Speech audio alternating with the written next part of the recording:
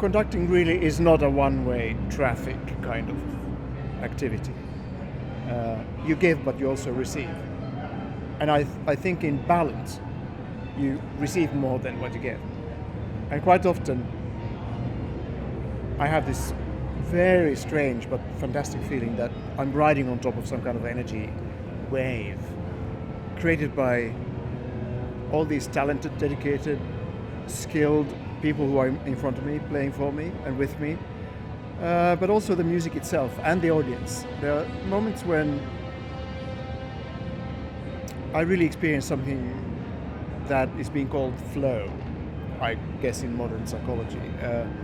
So all of a sudden, things become vastly more than the sum of its parts. And there's a very intense feeling of togetherness and connection, very intimate and powerful between everybody, the musicians for sure, and between me and the musicians and the piece and the composer who might be dead since 150 years, and the audience. And those are moments which are very difficult to explain. I'm sure there's a rational scientific explanation to this, but also I think that our science doesn't have the tools to actually quantify that yet. And I'm not that eager to quantify it either, because I'm quite happy to experience it as a mystery. Also, those moments cannot be triggered. There's no, at least for me, there's no known mechanism that would produce this kind of feeling. It just happens when it happens. The best part of conducting is really the contact with other human beings. And the type of communication that happens beyond language. We don't use words much. So it's gestures, sounds obviously. A lot of eye contact happens between the conductor and the players. And also something which I guess could be called telepathy. That I think of something and then it kind of happens. Because the musicians are so finely tuned to what I do. And this doesn't happen with groups I meet for the first time. This only happens with groups that I've known for decades, such as the Philharmonia Orchestra. And that's fantastic. And again, something that cannot quite be explained yet.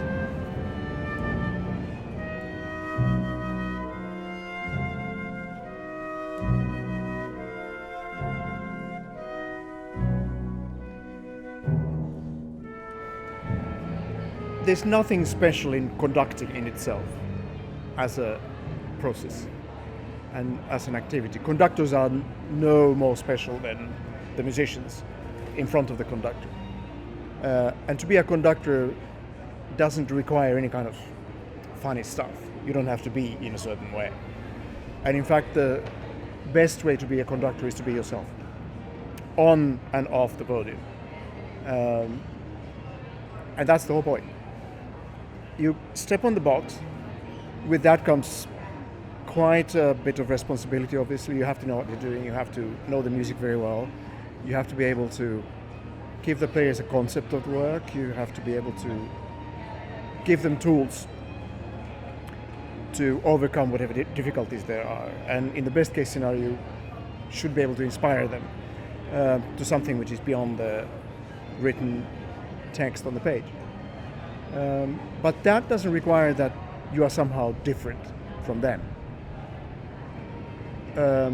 So conducting is just one musical activity among many, and it's not more important or less important or fancier or less fancy, or cooler or less cool than what anybody else is doing.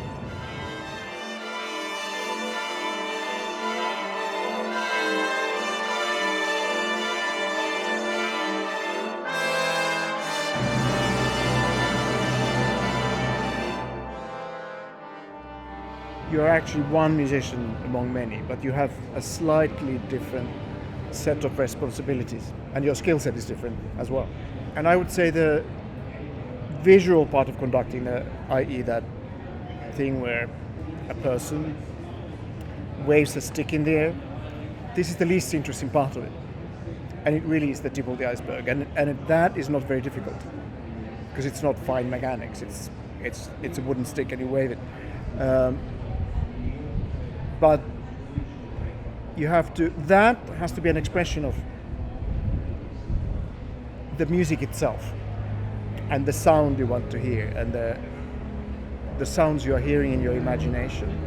And that has to come out of whatever gestures you are making and giving to the orchestra. And that's the particular skill that is actually difficult to practice because you don't have an orchestra at home. Most people don't. So in a weird way, we practice publicly. And that's why it quite often takes a long time for a conductor to develop into something interesting. Some people are ready earlier, some people need longer time. But it's a process that is incremental. The first step, if you want to be a conductor, is to learn an instrument really well. I cannot imagine conducting an orchestra and demanding something unless you know what it means to play well. So you have to know an instrument. It doesn't matter that much what instrument it is, but you have to know what it means to practice, and then finally reach some kind of level, and then not to be satisfied with that, but then practice more. So you get the feeling of how much it takes. And you also must know and appreciate the fact that people who are in front of you in a professional orchestra are there because of this relentless process. So you have to be respectful of that fact. So that's number one. And one thing I want to emphasize here, that is that you can be a girl, you can be a boy, you can be anything outside those two categories, and that doesn't mean that you couldn't become a conductor. And in fact, my theory is that in the next 10 years, we will see a huge new generation of female conductors emerge. And I would say in 10, 15 years' time, we have reached a natural, realistic balance between female and male and other conductors. The only motivation, valid motivation, to become a conductor is love of music, like an absolute, unconditional love of music. And you want to get closer to it, and you want to get to the hardcore of musical expression and so on. And you want to communicate what you feel and think of music to other people. And if this urge is very strong in you, then you can become a conductor.